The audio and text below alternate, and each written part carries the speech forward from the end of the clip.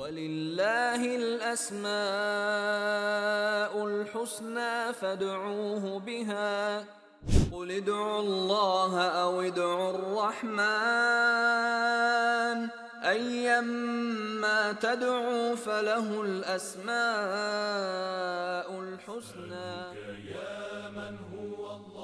بسم الله الرحمن الرحيم. الحمد لله الكبير المتعال ذي الجلال والعظمة والجمال، له الأسماء الحسنى والصفات العليا والمجد والكمال، وأشهد أن لا إله إلا الله وحده لا شريك له، وأشهد أن محمدا عبده ورسوله صلى الله عليه وعلى آله وأصحابه وسلم تسليما كثيرا وبعد.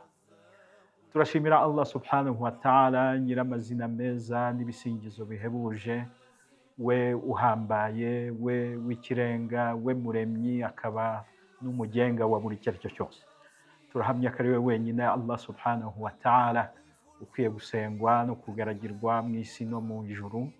Tugahamya ko na Muhammad sallallahu alaihi wasallam ari intumwa ye, akaba n'umugaragu we, uwaje kutwigisha no kudusobanurira Allah kugira ngo tumumenye, tumenye ubuhambare bwe, tumenye n'uburyo dukwiye kumugaragira nk'uko yabidutegetse.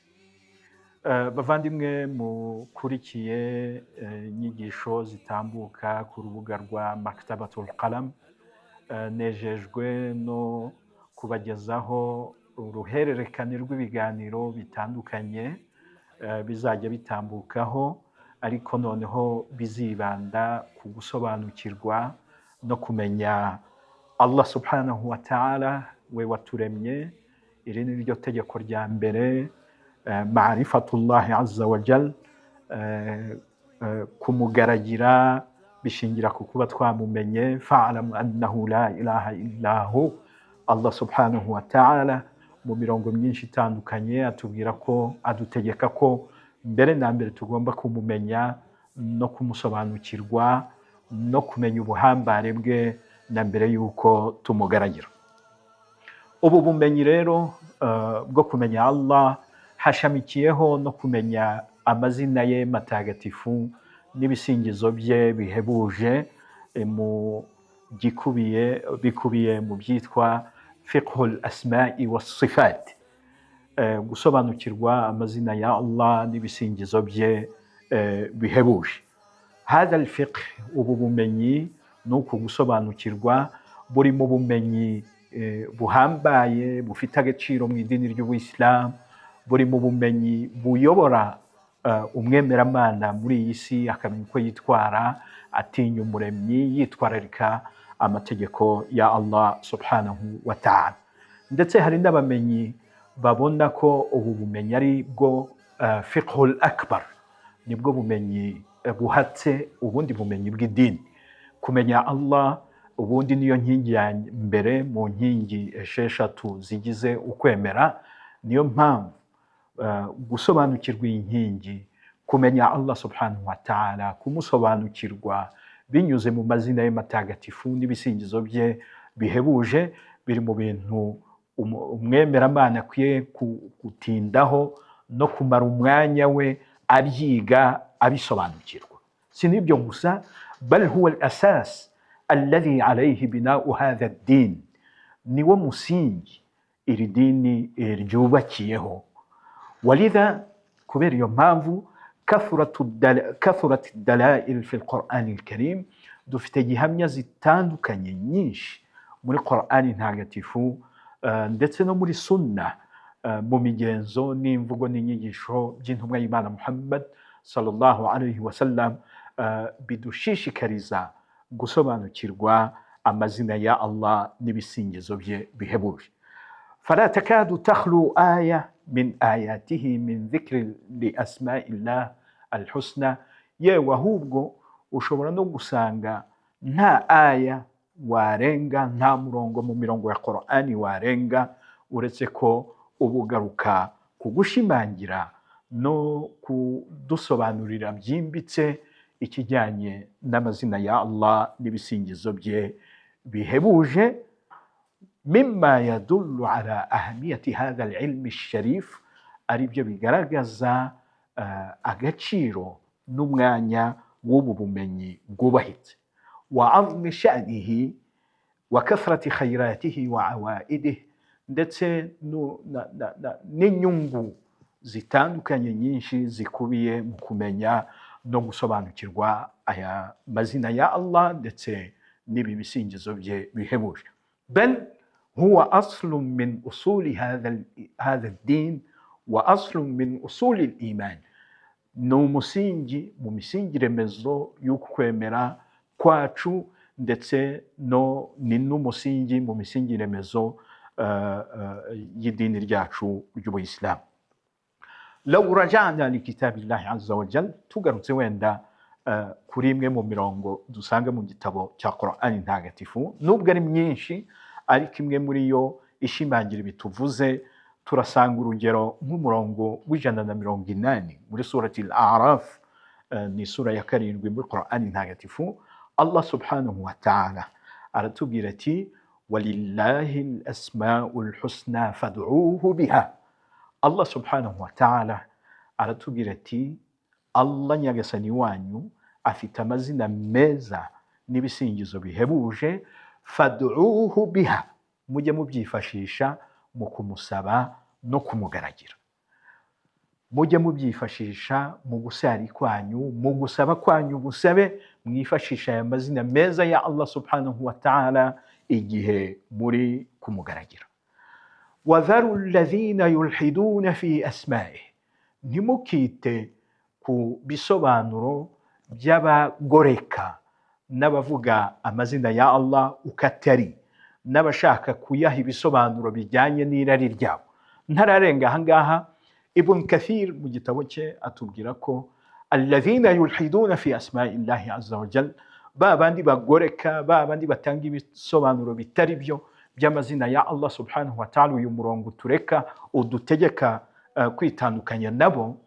Aratubwira ati kana mushriku Makka, ababanyikanyamana b'i Makka bajyaga bagereranya amazina y'ibigirwamana byabo n'amazina ya Allah subhanahu wa ta'ala. Urugero nk'ikigirwamana Lata, ni rimwe mu mazina y'ibigirwamana byari biriho icyo gihe, bakakigereranya na ismul jalala Allah subhanahu wa ta'ala. Cyangwa se izina ry'ikigirwamana Manata bakarigereranya n'izina rya Allah al-Mannan. Ndetse n'ubundi buryo bakoreshaga bagoreka amazina. Allah rero yahise amanura uyu murongo wa Qur'ani mutagatifu w'180 muri surati al-A'raf, aratubwira ati wadharu alladhina yulhiduna fi asma'ihi, ntimukite ku bisobanuro mubwirwa n'abagoreka n'abavuga ibisobanuro bitari byo by'amazina ya Allah subhanahu wa ta'ala. Sayujzawna ma kanu ya'malun, Allah subhanahu wa ta'ala azabahembera ibikorwa byabo, ni ukuvuga ngo azabahanira uko kugoreka kwabo no kwitirira amazina ya Allah matagatifu meza bakayitirira ibigirwamana. Ariko intangiriro z'uyu murongo ziradushishikariza gusabisha. Abaturanyi nibo bakoresha imvugo igisabisho, gusabisha amazina ya Allah subhanahu wa ta'ala. Ugeze mu mage, mu bihe bikomeye, uri mu bihe worohewe, ufite ikibazo runaka kikugoye, ifashisha amazina ya Allah subhanahu wa ta'ala, umuvuga ibigwi, umuvuga amazina ye meza kugira ngo yakire ubusabe bwawe. Bishimangirwa nanone n'umurongo wo muri surati al-Isra muri Qur'ani ntagatifu, umurongo w'110, Allah subhanahu wa ta'ala avuga ati qul id'u Allah aw id'u ar-Rahman. Uyu murongo nawo waje fi sighati al-amr, uradutegeka qul id'u Allah, babwire yewe Muhammad sallallahu alaihi wasallam uti musabe Allah subhanahu wa ta'ala, aw id'u ar-Rahman, cyangwa se musabe mukoresheje izina nyirimpuhwe, ayyamma tad'u falahu al-asma'ul husna, izina ryose mwakoresha mumusaba Allah subhanahu wa ta'ala afite amazina meza. Si iyo mirongo gusa muri Qur'ani, ni myinshi kandi yaje muri Qur'ani igaragara inasobanutse, idushishikariza kwiga no gusobanukirwa amazina ya Allah subhanahu wa ta'ala no kuyamenya neza no kuyifashisha mu kumusaba. Yewe hub hari n'imirongo qarabata 30 igera kuri 30 ihamagarira kwiga no gusobanukirwa amazina ya Allah subhanahu wa ta'ala. Mwafata nk'urugero umurongo wa surati al-Baqara aya ya 209, Allah aratubwira ati fa'alamu anna Allah azizun hakim, mumenye muzirikane ko Allah ari umunyacyubahiro, ushishoza, udahaniraho. Uwo ni umurongo wa mbere muri surati al-Baqara aya 209. Undi murongo i'lamu anna Allah shadidul iqabi wa anna Allah ghafurur rahim, surati al-Maida aya ya 98. Allah nabwo araduhamagarira avuga ati mumenye ko Allah ari nyiri bihano bikomeye, ariko mu gihe kimwe akaba ari na nyiri impuhwe, nyiri imbabazi. Undi murongo muri surati al-Baqara 267, Allah aravuga ati wa'alamu anna Allah ghaniyyun hamid, munamenye ko Allah subhanahu wa ta'ala ariwe mukungu, ntacyo akeneye ku bagaragu be. Allah subhanahu wa ta'ala arihagije, byose biri mu bwami bwe, ntacyo akeneye. N'indi mirongo myinshi igaragaza, iduhamagarira, idutegeka kwiga no gusobanukirwa amazina ya Allah subhanahu wa ta'ala. Bal inna ma'rifata Allah azza wa jalla wa ma'rifatu asma'il husna wa sifatihi al-azima nanone lahu al-atharu al-baligh ala man i'tana bihi wa fahimah.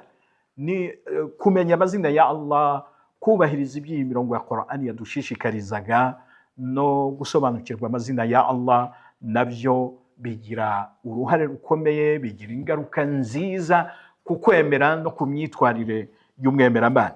Yaqulu sallallahu alayhi wa sallam, intumwa y'Imana sallallahu alayhi wa sallam kama fi sahihayn min hadith Abi Hurayrah radiyallahu anhu, aratubwira ati intumwa y'Imana yaravuze iti inna lillahi 99 isman 100 illa wahida man ahsaha dakhala al-jannah. Intumwa y'Imana muri hadith yo kwa Abu Hurayrah iratubwira iti mu by'ukuri nyagasani wanyu Allah subhanahu wa ta'ala afite amazina meza n'ibisingizo byiza 99, ijana biburaho igisingizo kimwe. Intumwa y'Imana iti man ahsaha, uzayazirikana ayo mazina, uzayitwararika ayo mazina, uzasobanukirwa akayafata mu mutwe, akayahuza n'ubuzima bwe bwa buri munsi. Ibyo nibyo maana ihsa, hakubiyemo ibyo bisobanuro. Intumwa y'Imana iti dakhala al-janna, uwo nguwo muhaye garanti ko azinjira mu ijuru rya Allah subhanahu wa ta'ala. Falaysa al-murad, ntabwo igisobanuro cy'iyi mvugo y'intumwa y'Imana muri hadith yo kwa Abu Hurayrah bivuze ko ari ukuyafata mu mutwe gusa nk'akasuku no kuyaririmba, ahubwo harimo kuyazirikana, kuyitwararika, kuyasabisha, kuyakoresha muri ibada zawe no mu kugaragira Allah subhanahu wa ta'ala. Ariko nyuma y'uko unayasobanukiwe, niba ukeneye impuhwe za Allah ukifashisha izina rye nyiri impuhwe, niba ukeneye amafunguro ya Allah ukifashisha izina rye nyirutanga amafunguro, mbese we akaza mu buzima bwawe bwa buri munsi, uzayazirikana akayitwararika azinjira mu ijuru rya Allah subhanahu wa ta'ala. Ma a'zamahu min maqam, birahambaye, bifite n'agaciro, bifite n'umwanya ukomeye.